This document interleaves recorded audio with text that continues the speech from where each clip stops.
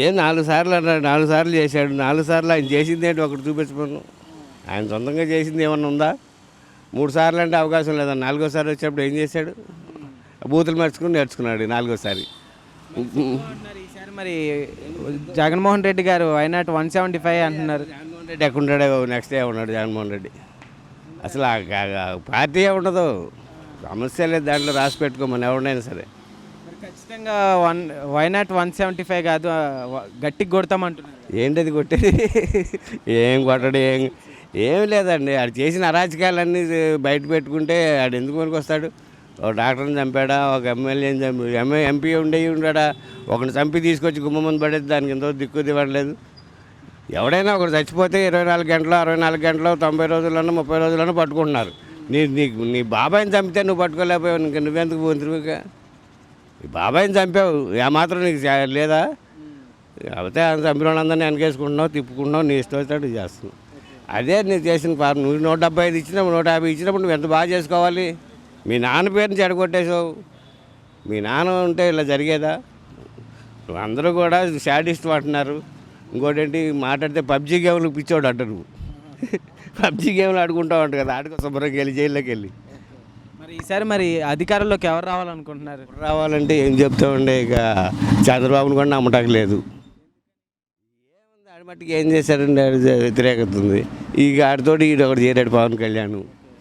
ఇద్దరు పొత్తుల మీద వస్తున్నారు కదా. పొత్తుల మీద వస్తున్నారు కానీ ఏది స్టాండర్డ్ లేని అయిపోతుందండి. సరైన మరి మార్పు రావాలంటున్నాడు కానీ పవన్ కళ్యాణ్ వాడుకుని వదిలేస్తాడు చంద్రబాబు నాయుడు. అది మాత్రం వాస్తవం. దాంట్లో ఏమన్నది అధికారంలోకి అయితే ఎవరో ఒకళ్ళు రావాలి కదా. సో ఈ వస్తే కొంచెం మంచిగా. ఇప్పుడు ఆల్మోస్ట్ చంద్రబాబు నాయుడు గారిని చూశారు, జగన్మోహన్ రెడ్డి గారిని చూశారు. రాజకీయాల మూలంగానే ఎవరు రావాలో చెప్పలేకపోతున్నాం. ఆడు మంచివాడైతే ఆడు పేరే చెప్పేవాడు. ఈ పవన్ కళ్యాణ్ చేరాడు. మరి ఏదన్నా కాకపోతే చంద్రబాబు నాయుడులో ఇంత అరాచకాలు, ఇంత గోళ్ళు, ఇంత కొట్టుకోటాలు ఇవన్నీ లేవు.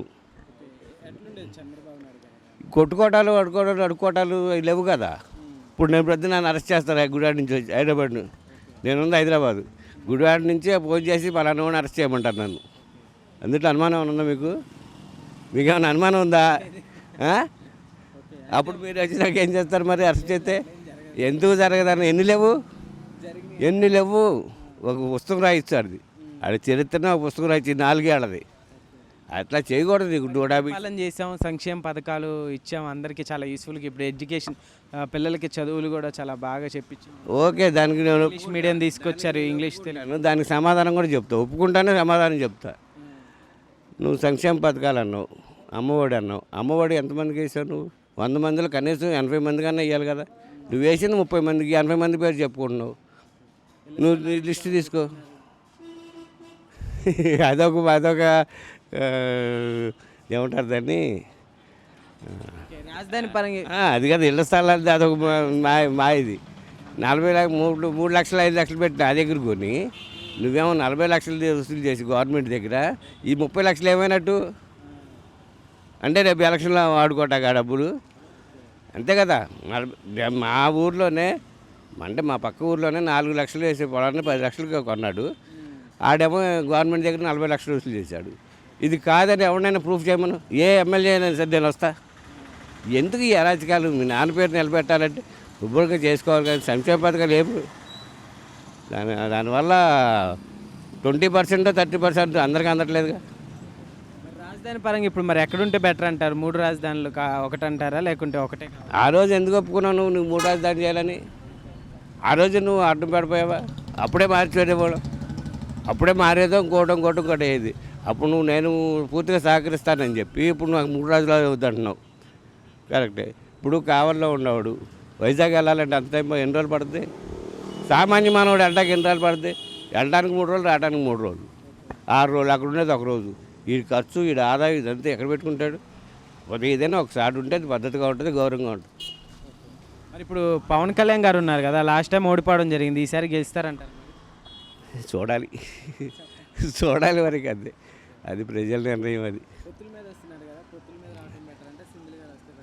పొత్తుల మీద రాకపోతే కష్టం అండి. పొత్తు లేకపోతే ఎందుకంటే ఇప్పుడు సింహం అన్నాడు.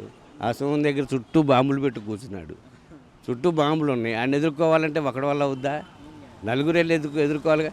అదే బాంబులు అన్నీ ఏం తెలిసి ఒక్కడేట వెళ్తాడు. నలుగురు కలిసి వెళ్తే ఏదన్నా అరికడతానికి అవకాశం ఉంటుంది. అంతేగాని ఒక్కడి వల్ల కాదు. ఆడేమో సింహం కాదు, పులి కాదు, అట్లా బెదిరిస్తున్నాడు జనాల్ని. మరి అధికారంలోకి రావాలంటే ఎవరని చెప్తారు అది? అది ఆ ప్రజలు నిర్ణయించాల్సిందే.